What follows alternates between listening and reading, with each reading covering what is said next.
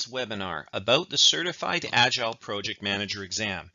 This is one in a series of webinars that we offer on a regular basis on topics of interest to project managers. My name's Kevin Aguano. I'll be your host today. I'm a classically trained project manager with lots of certifications and credentials to my name around not only traditional project management, but also agile project management as well. I'm a certified management consultant and I work a lot with clients in their adoption of agile management practices. I teach agile at the university level and I've written over 30 books, audiobooks, and DVD on agile and project management topics. Today, we're going to be talking about the Certified Agile Project Manager exam. It's a fairly one of the lesser known Agile certifications, but I want to spend a little bit of time on it because it's driving a lot of interest and questions on people. So first I'm going to talk about why do we need a new Agile certification in the first place.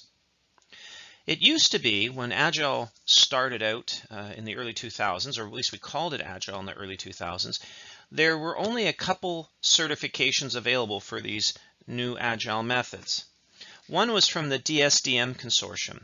This is the Dynamic Systems Development Method. They had a certification, but it was largely centered on the European marketplace and had very little presence in North America. As a result, DSDM is largely unknown throughout North America. It's very much a niche player when it's understood at all. Primarily, the main driver for certification in the Agile space was from the Scrum Alliance. The Scrum Alliance had their Certified Scrum Master designation. And this became the fastest growing and earliest deployed Agile certification that had any widespread acceptance within the North American marketplace. The Scrum Alliance eventually had tens of thousands of people with this Agile certification, and then a dispute started among a couple of the founders of Scrum, people involved in the Alliance. And I won't go into the nature of the dispute, but it eventually led to a schism, and they split.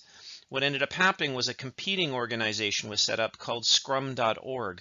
So now we had the Scrum Alliance and Scrum.org both co-owning the intellectual property and the certifications around Scrum, and were selling competing Agile certifications. Eventually, they differentiated based on name. The Scrum Alliance maintained their certified Scrum Master, and the Scrum.org went towards the professional Scrum Master certification. But really, there was these two competing organizations offering Scrum certifications, and those were the ones with the biggest presence in North America. The problem was there was many allegations of improprieties and conflicts of interest happening within these organizations, and rumors and speculation circulated among the Agile community and also among employers who were questioning the value of these certifications.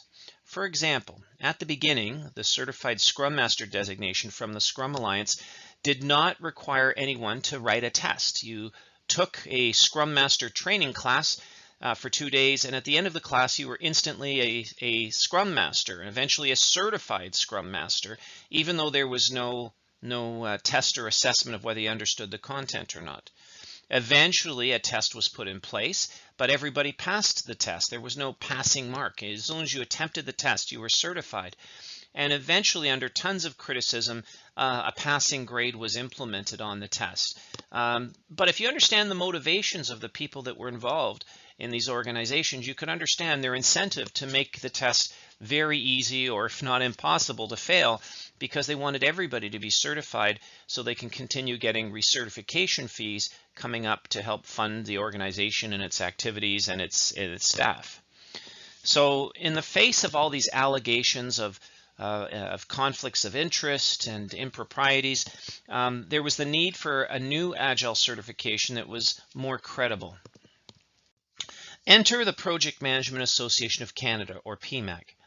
The Project Management Association of Canada was started in 2006, and it was created through the federal government of Canada to be set up as Canada's National Project Management Association.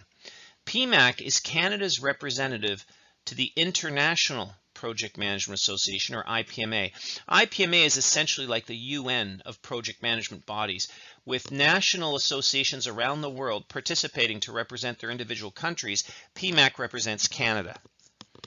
Anyway, PMAC decided it would solve this certification issue by creating an independent Agile certification, one that was not tied to trainers or one that was not bound with conflicts of interest. PMAC does not offer training. PMAC just does certifications. So they do testing and assessments, and they also follow international standards driven by the IPMA. So the international standards around the independence of certifying bodies, etc., all have to be respected through PMAC's internal processes as reviewed and vetted by the IPMA every few years. Now, this is not an IPMA managed or sanctioned certification. It's strictly at the national level through PMAC. But over the years, other groups have started to respect this PMAC certification, and the Certified Agile Project Manager designation, or PMAC's Agile certification, is now available in the US and in some places in Europe as well.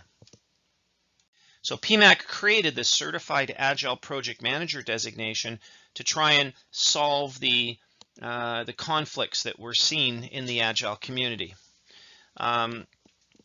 Those who are awarded this certification have the right to use the post-nominal Cert.APM after their name for as long as their certification remains current. And this unique specialty project management certification is aimed at project managers who are looking for additional credentials beyond basic project management credentials, such as the PMP designation from PMI. Having specialty certifications, such as this Cert.APM, offers project managers a number of benefits, including differentiation. Basic project management certification is spread throughout the world, with hundreds of thousands of project managers having PMI's PMP designation alone. Having one's PMP used to be a differentiator in the marketplace, but now they're so common that project managers need something more to stand out. Another benefit is development. A project management specialty certification from PMAC is evidence that a project manager is actively engaged in skills growth and career development, a sign of a true professional. And the third benefit is advanced skills. Having PMAC's Certified Agile Project Manager shows that a candidate has taken specialty training and has passed a rigorous examination on Agile project management theory and techniques. This exam, the certification process, basically validates the candidate's knowledge of structured or disciplined approaches to Agile. Many organizations use a loose approach to Agile, one that is bereft of rules and structure. It's really about people doing productive work without a lot of governance or controls. And that may work in small organizations, but in large enterprises where there are governance rules and regulatory requirements, that can get teams into a lot of trouble. Thus, the birth and evolution of the structured, disciplined approaches to Agile. And this actually evolved in late 2001, early 2002 with the creation of the Agile project management methodology that I started at that time. In fact, I coined the term Agile project management. Anyway, so these structured approaches to Agile are the ones that are more predominant now at the enterprise level for organizations that are trying to adopt enterprise-wide Agile processes. There's specific requirements to get this Certified Agile Project Manager designation. One is you have to have at least a year or more of PM-related experience. That doesn't mean you have to have been the project manager on the job, on the project, but you have to have assisted the project manager with project management-related activities, like you could have worked as a scheduler, or you could have helped with estimating, etc. So as long as you've been doing project management related work for 1 or more years, or have a recognized project management credential, such as the PMP or the IPMA level D, etc. As long as you've got a recognized PM related credential, you've met this requirement. The next one is that you've completed a training program that is at least 3 days in length, focused on the discipline structured approaches to Agile. So PMAC accredits training providers who submit their course materials to make sure that they're professional, they're substantive, they're accurate, and that they cover enough content to make sure that the person has a chance of passing the exam. Shortly, I'll be talking about some of those accredited training providers and giving you more information on this. But at a minimum, they need 3 days of training. This was specifically chosen so that Scrum Masters would not qualify to write the exam unless they've taken additional training. Traditional Scrum Master training was 2 days in length, and Scrum, while it's a good process, is incomplete. It doesn't address the project management elements of Agile, such as estimating, planning, forecasting, monitoring, control. Scrum is very much focused on project execution, not the overall project planning and estimating and setting realistic expectations with the stakeholder. There are Agile techniques for that, but they come from other Agile methods, such as DSDM or extreme programming or others. So to force Scrum Masters that want to get this certification, to force them to get additional training on a discipline structured approach, we've put in the requirement that you need 3 days of training. So they'll need at least an extra day of training from an accredited provider that will give them that structured disciplined approach. This is the same requirement that PMI uses with their PMI Agile Certified Practitioner designation as well. And lastly, you got to pass the exam.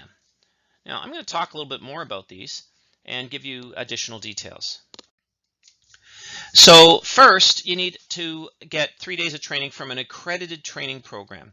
And as I said, this is one that focuses on discipline structured approaches. Now, if you don't get the Cert.APM exam prep course, usually a PMI Agile Certified Practitioner or PMI-ACP exam prep course would also provide enough information, enough content to pass this exam. And those courses typically are available. The ones that we've accredited so far are ones that come from universities, PMI chapters, and some training providers. So the University of Toronto, for example, School of Continuing Studies, their Agile Project Management 3-day course, the day program, is accredited to prepare people for this exam. Similarly, the Agile Project Management course from Western University, formerly University of Western Ontario, their Continuing Studies department is also accredited. Dalhousie University has a program, and a number of other universities in the US and Canada also have accredited training programs to prepare for this course. Some of the PMI chapters, such as PMI Lakeshore, the former PMI Lake Ontario chapter, centered around Mississauga and Oakville, offer PMI-ACP exam prep courses that are also designed to help people pass the Certified Agile PM exam. There's a self-study course available from Multimedia Publications that includes a bunch of DVDs and other materials. Training programs from Procept Associates Limited, who is sponsoring this webinar, also are accredited to meet the needs for passing this exam. Procept's USA division and another company called Tidal Shift Inc. Also provides accredited training programs to prepare people for the Certified Agile Project Manager exam. Now let me tell you about the exam itself. The exam is available in both paper and online formats. So paper format exams are usually offered in class when an Agile course is being delivered. Often the exam registration fee is included in the tuition costs, and the exam will be handed out on the last day of the course. And it will be written in class. The online exams are for people who are either self-studying or where, for example, their employer has provided the accredited Agile training, but did not want to pay for the exams for its staff. The staff members can still go and register online, pay personally, and write the certification exam afterwards online if they wish. So both formats are available. The exam is 2 hours in length. It's a timed exam. There's precisely 2 hours available to write 40 multiple choice questions.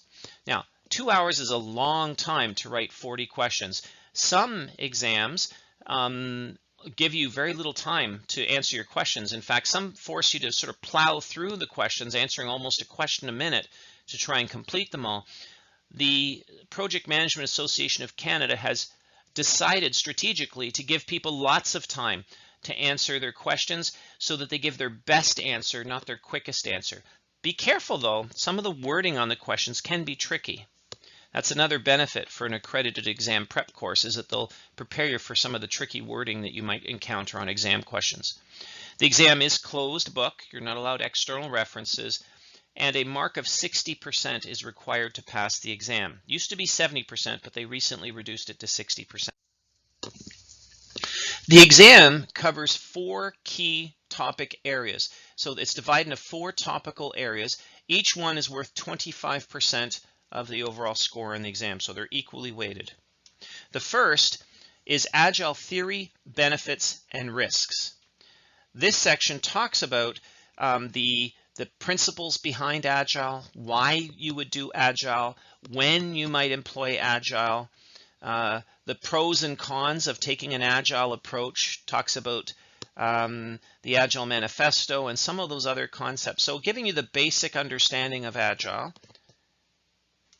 The second part of the exam focuses on Agile requirements management.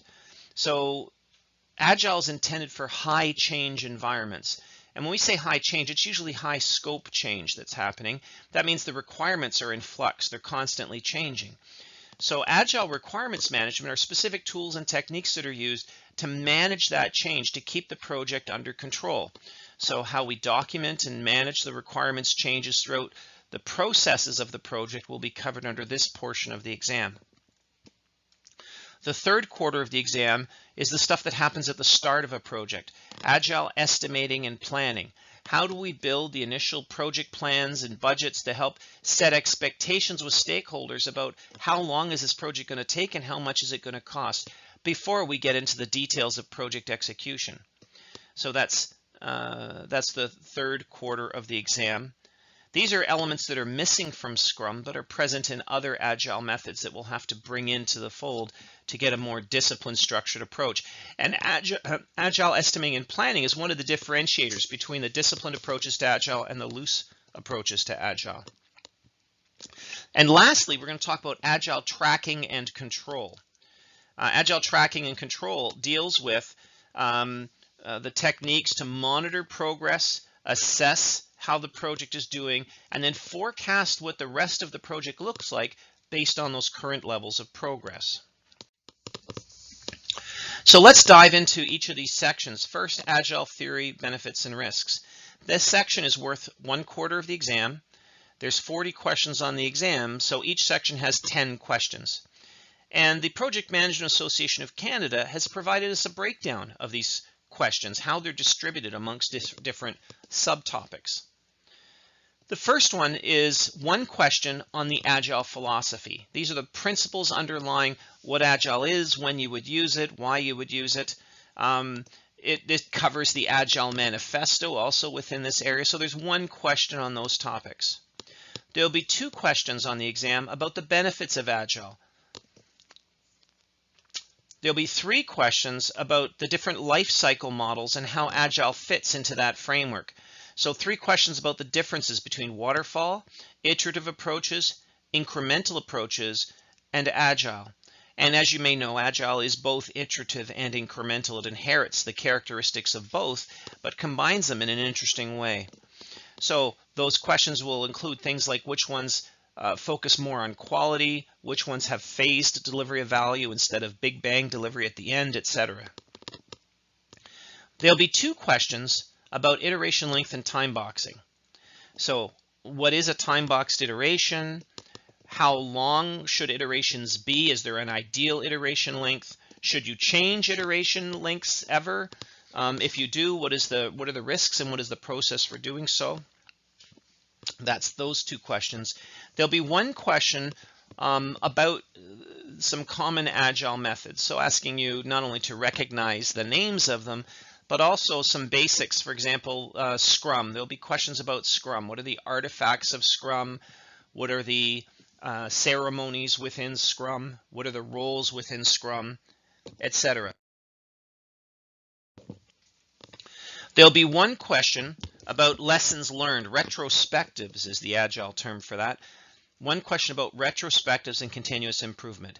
When is it done? How is it done? How often? Who participates? What do we do with the lessons learned, etc. So if you can answer those topics, you'll be okay on 1 quarter of the exam. The second quarter of the exam deals with Agile requirements management. Again, 10 questions. The first 3 are questions about user stories. What is a user story? When do you create them? Who creates them? How often do they get updated? What unit do you estimate them in? What documents list the user stories, etc. There'll be 3 questions about prioritization, and largely we prioritize the list of user stories. So what are the steps to prioritization? Who participates? How often do we reprioritize? What factors should be considered when making prioritization decisions, etc. There'll be 3 questions about backlogs, and there's many kinds of backlogs on a project. We could have the high-level backlog, the project or product backlog, which lists the features that might be included in the project. We have more detailed backlogs, such as task-based backlogs, the sprint backlog or iteration backlog, which contains 1 iteration's worth of tasks to complete that'll build some of the features from the product backlog.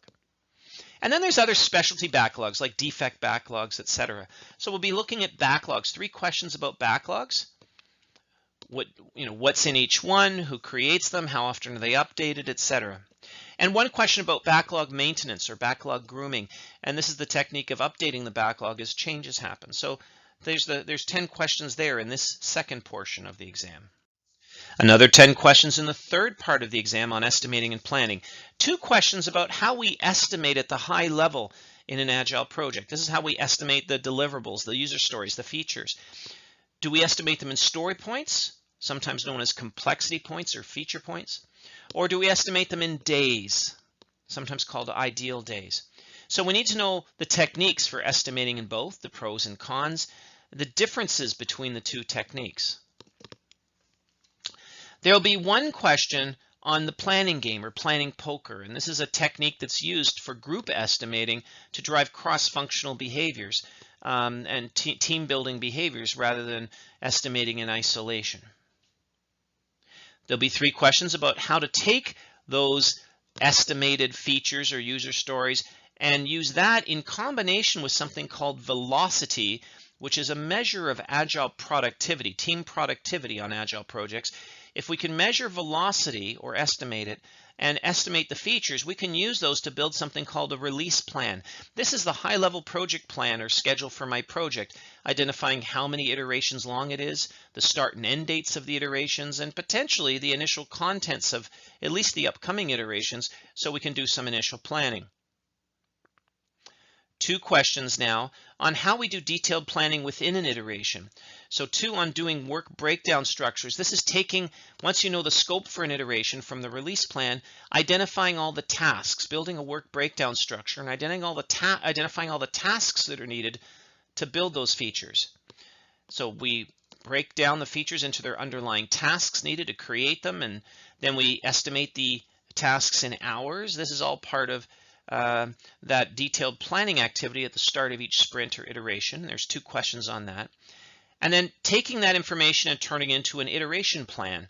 There'll be 2 questions on that as well. So that's the third part of the exam. The final part of the exam on tracking and control is broken down into 3 topical areas. There will be 5 questions on the sprint burn down chart. Now the sprint burn down chart is a chart that's created daily during iterations or during sprints to track the daily progress and to forecast the likelihood of missing the iteration end date or the demo with the clients of your work in progress. 5 questions on sprint burn down charts. So they'll be asking questions like, when do you build them? How often do you build them? Who participates? Who do you show it to? What does it mean when the line's going down quickly or slowly? What happens if the line's flat or going up? What's on the x-axis, what's on the y-axis, etc. There'll be 3 questions about velocity. And if you recall earlier, I said velocity is how we measure team productivity in an Agile project. So what units do you measure velocity in? How often do you measure it? What documents do we track trends or changes in velocity over time? So there's a number of questions, 3, about velocity as a metric. There'll be 2 questions about project burn down charts. We can use velocity to help track the progress within a project and forecast whether the project will be done on time. So sprint burn down charts focus on one iteration or sprint. The project or product burn down chart looks at a higher level at the trending of the entire project as a whole, and it's largely based on using the velocity metric. So there'll be 2 questions on project or product burn down charts, and that's it. That's the 4 sections of the exam. 40 questions, 10 on each of those sections, and I've shown you the breakdown of questions by topical area. Now let me talk about some of the exam administrative procedures you need to be familiar with. First of all, for the paper-based exam, the exams will be distributed in the class. There will be a exam cover page provided that is the application form. You'll be asked to complete some basic demographic information, address, phone number, contact information, email address, because the exam application includes a free membership in the association, and they'll need to know how to get in touch with you, to communicate with you, to get some of those member benefits set up. As well, they need a good address and name to put on the certificate when you pass the certification, and where to mail it out. So we need to complete the exam cover page along with the exam itself. The exams are 4 multiple choice questions, A, B, C, and D. Choose one option. There is one that is correct, and the others 3 will be wrong. It's not like some exams where they might say, choose the one that is most correct. Those can be very subjective and aren't fair, I believe, to the exam writer. In this case, there is one correct answer, and your challenge is to figure out which one is the correct answer. The most complicated question you might see is all of the above or none of the above. Those are pretty straightforward. Once the exams are collected at the end of class, you hand them into the proctor, who will make sure you've signed them. And those exams will be sent to the Project Management Association Certification Office, currently in British Columbia. It takes about, and once it gets there, it'll be sent out for marking, and then certificates will be generated.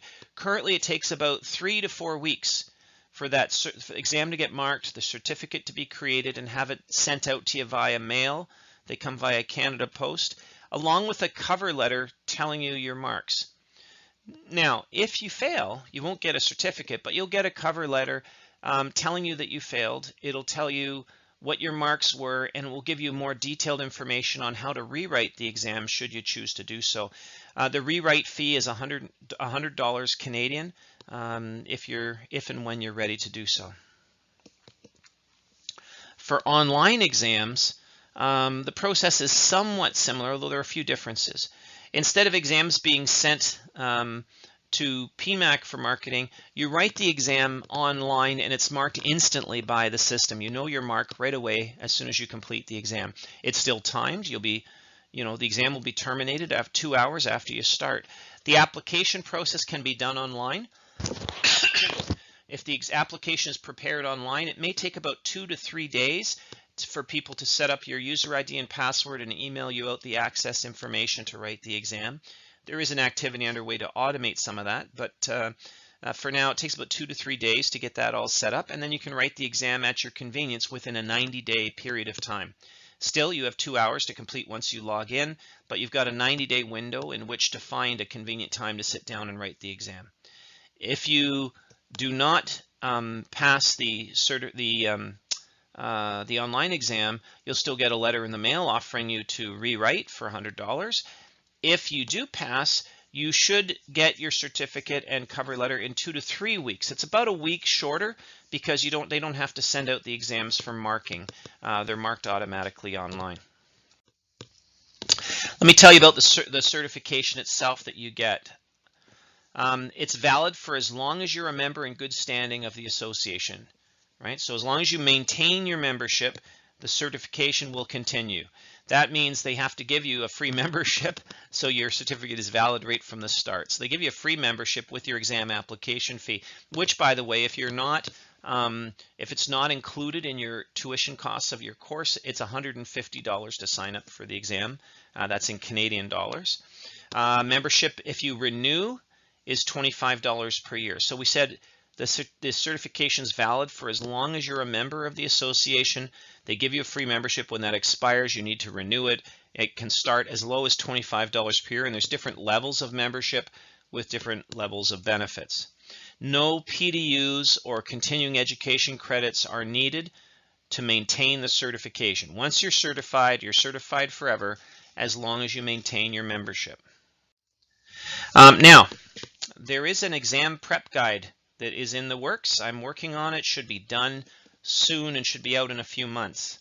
The Cert.APM exam prep guide would be available on Amazon in a few months. Let me tell you a few features of this book. It's close to 200 pages long. It has detailed exam application instructions. So if you're writing the paper-based exam, it'll show you the forms you need to fill out. If you're writing online, it'll show you the URLs and show you a sample of what the login process looks like. Also, it has detailed instructions on using the online examination tool if you choose to do so. It'll show you some screenshots of the tool and how it works to help you understand. It's your training guide on how to use the examination system. It includes sample exam questions. If you recall, I gave you a list of 4 topical areas and the number of questions in each subtopic under those topical areas.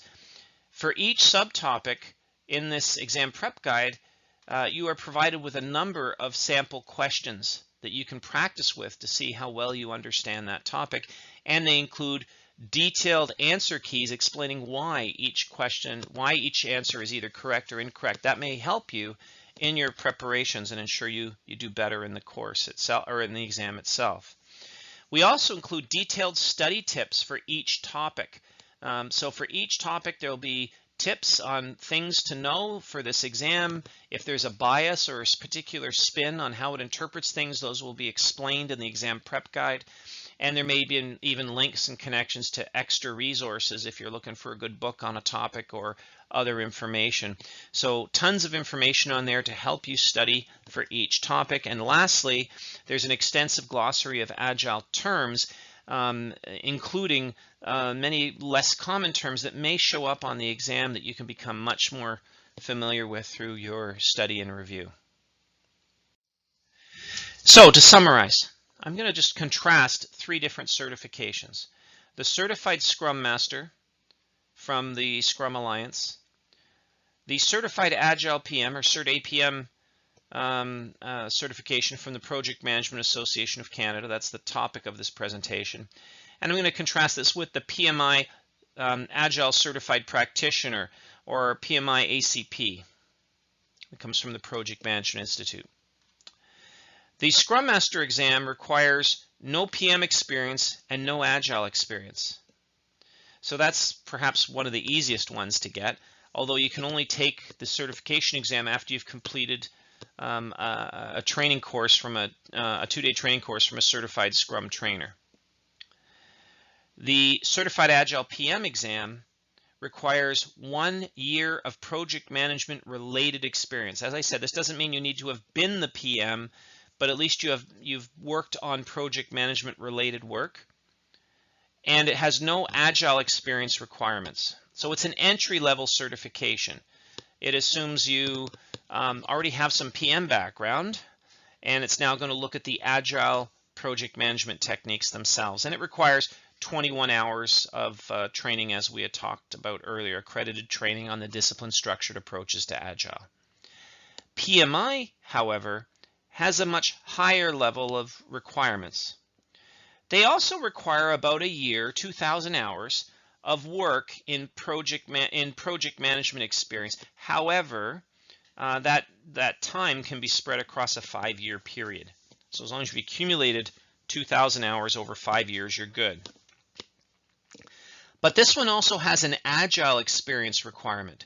To write the PMI-ACP exam, you need to have documented 1,500 hours of Agile experience over the past couple of years.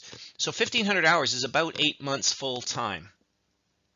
So you need to have documented 1,500 hours of Agile experience, but you need the same 21 hours of training as the Cert.APM exam.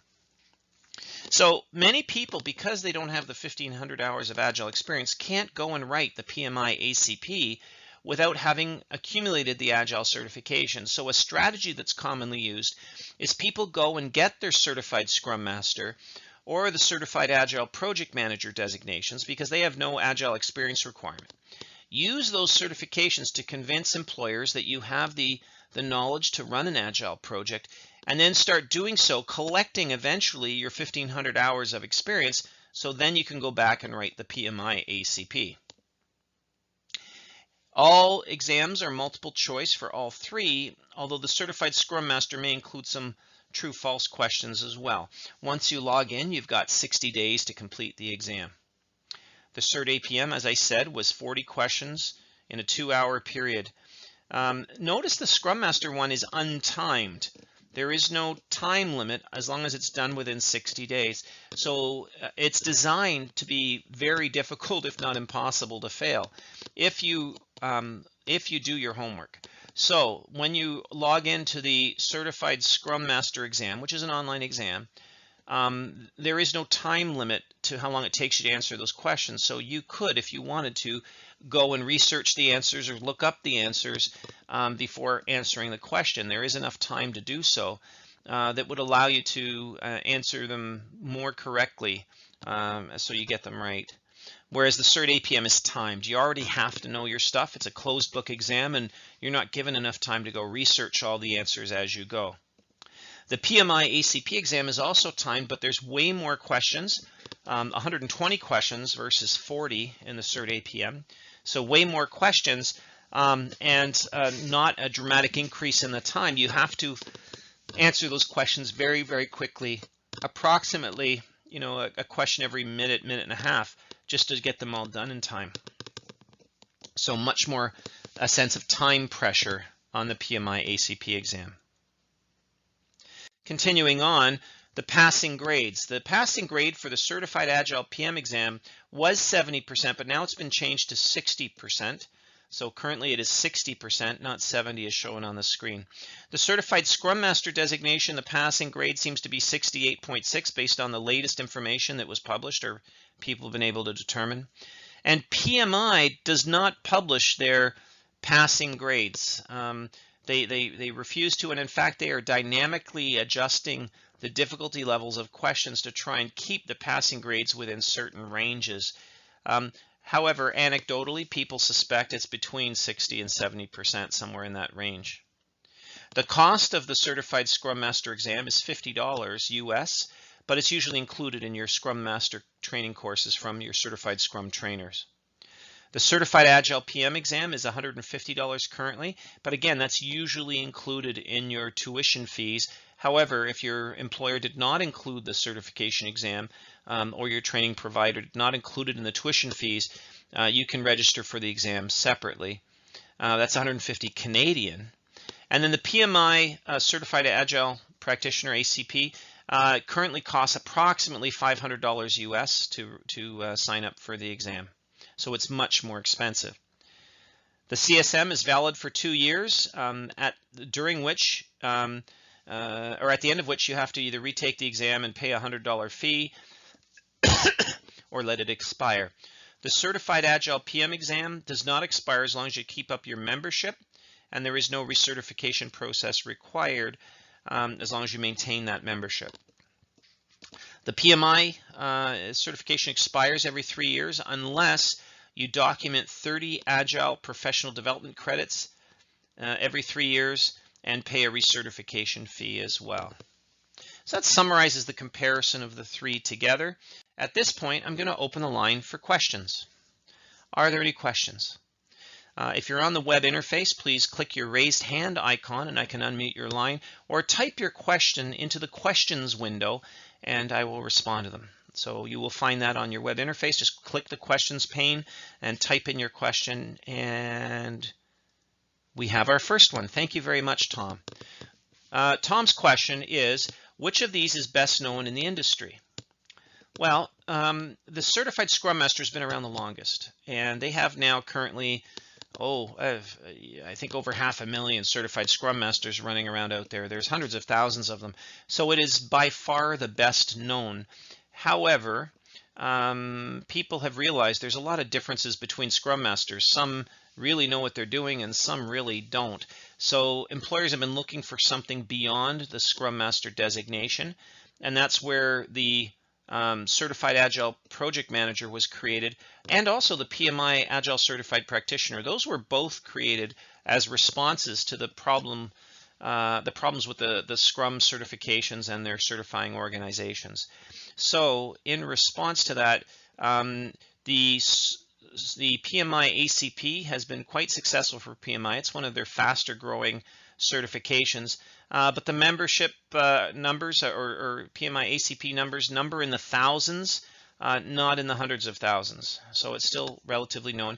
And the same with the Certified Agile Project Manager. The number of certificants are in the thousands, not the hundreds of thousands, but it's being much better known now in Canada, and that certification, even though it started in Canada, is now available in other countries. There are accredited training programs in the US, and there are a number of US citizens who have been certified in that process within the US. It's being offered in Europe, and it has been offered in the Middle East, and people have certified in those countries. So if you are interested, please look into it further.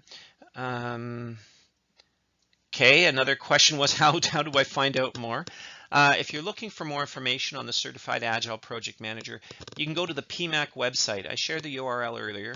It's www.PMAC, Project Management Association of Canada, PMAC-AGPC, which is the French version of its acronym. So PMAC-AGPC.ca/Cert.APM. That's capital C, small ERT, dot, capital A, capital P, capital M. And capitalization matters. So that's PMAC-AGPC.ca/capital C, small ERT, dot, capital A, capital P, capital M. And if you do that, you'll get to a page where you can find out a lot more information about the Cert.APM designation. And you'll find the online application forms, etc. Okay, next question. Okay, Farhad has a question. And let me just try to figure out what he's asking here. Okay, let me Farhad, if you don't mind, I'm just going to reword your question to make it a bit clearer. Farhad wants to know if he has the Scrum Master designation, can he upgrade to the Cert.APM without having to go through all the exam? And the answer is no. And the reason is because the Cert.APM tests more than just the Scrum Master certifications. If you recall at the beginning, I said that it requires 3 days of training. Scrum Master training is typically only 2 days. This requires 3, plus it's looking for specifically training in the discipline structured approaches that Scrum training does not include. So you'll have to take at least an extra day of training focusing on Agile estimating and planning and some of the metrics and forecasting techniques. Okay. And any more questions, please click your raise hand icon or type them into the questions window. Okay, we're up to about the time limit I wanted for this presentation. So thank you very much, everybody. I really appreciate your time. If you have any further questions, you can send them to info, I-N-F-O, info@procept.com. That's Procept.com. Thank you very much. Bye for now.